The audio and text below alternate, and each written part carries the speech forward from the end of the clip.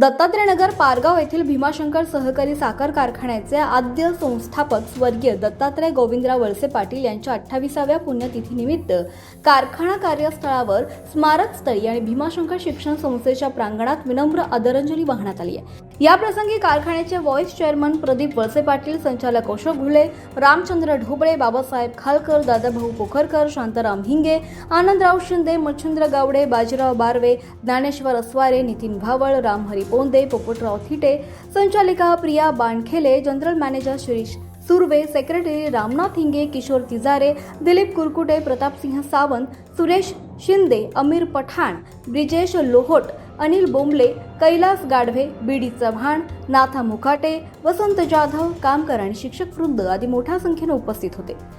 कारखान्याचे vice chairman Pradeep Walse Patil स्वर्गीय दत्तात्रय वळसे पाटील यांच्याबाबत मनोगत व्यक्त करताना म्हणाले की दादांनी आयुष्यभर जनसामान्य शेतकरी आणि ग्रामीण भागाच्या विकासाला केंद्रस्थानी ठेवून कार्य केले। दुष्काळी परिस्थितीशी झुंजणाऱ्या आंबेगाव तालुक्यात शिक्षण, सहकार, सिंचन आणि पायाभूत सुविधांची जी विकास दृष्टी त्यांनी रुजवली आहे त्याच विचारांमधून आजचा प्रगत तालुका घडताना दिसतो।